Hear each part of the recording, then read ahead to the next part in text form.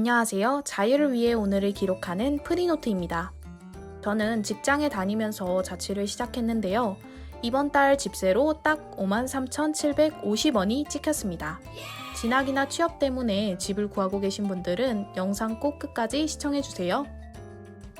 처음 집을 구할 때 월세와 전세 중에 고민하던 중 LH주택공사에서 운영하는 청년전세임대라는 제도를 알게 되었는데요. LH 청년전세임대란 청년층의 주거비 부담 완화를 위하여 기존 주택을 전세계약 체결하여 저렴하게 재임대하는 것을 말합니다. 쉽게 말씀드리면 내가 살고 싶은 전셋집의 전세금을 LH에서 내주고 본인은 LH의 이자 개념의 월 임대료만 내는 것입니다. 집주인에게는 전세지만 입주자 본인에게는 월세 개념으로 운영되는 것이죠. 신청 자격은 무주택자이면서 혼인 중이 아닌 만 19세에서 38세 이하인 분들이면 누구나 신청 가능합니다. 물론 지원한다고 모두가 다 혜택을 받는 것은 아닌데요. 소득 수준, 자산 보유 현황 등을 고려하여 1순위부터 4순위까지 나뉘며 이에 따라 임대 조건이나 월 임대료가 달라집니다. 자세한 내용은 LH 청약센터 홈페이지에 접속하셔서 공고문과 가이드를 참조하세요. 신청 방법은 LH 청약센터에 접속하여 청년 전세임대 공고문을 확인하고 해당 접수기간 내에 인터넷 신청을 하시면 됩니다.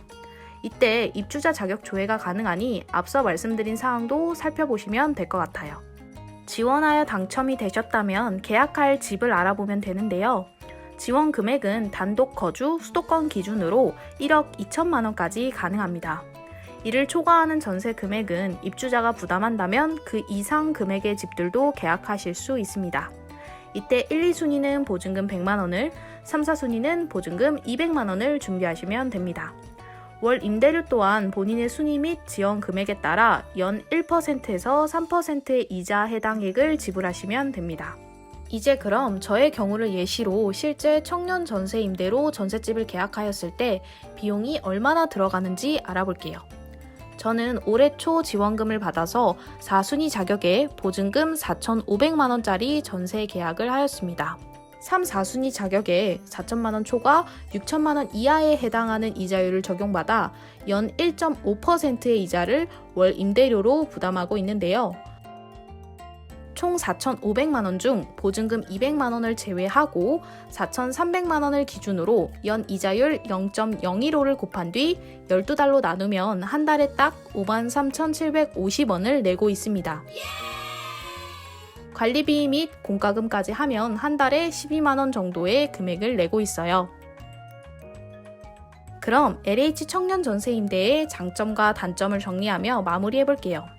일단 가장 큰 장점은 아무래도 월세나 전세에 비해 아주 저렴하다는 점입니다.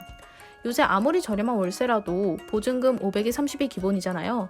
거기에 비하면 저의 경우 한 달에 공과금까지 다 포함해도 월세의 3분의 1 정도 되는 금액으로 자취를 할 수 있으니까 금전적인 측면에서 아주 유리하죠. 두 번째 장점은 보증금에 대한 심리적 부담감이 덜하다는 거예요. 복지가 좋은 회사의 경우 사내 또는 제휴은행에서 저금리로 대출을 받게 되면 이보다 더 저렴한 금액으로 전세를 살 수도 있어요. 하지만 이것도 결국은 본인의 돈이고 목돈이 전세금으로 물리는 것이기 때문에 어느 정도 부담은 있겠죠. 마지막 장점은 LH에서 전셋집에 대한 보장을 해준다는 점인데요. 아무래도 전세의 경우 금액이 크다 보니 사기에 대한 위험 부담이 크잖아요. 그런데 LH를 통해서 전세를 구하게 되면 1차적으로 계약할 집에 대한 안정성 검토를 해주어 사기를 당할 확률을 정말 많이 줄여줍니다.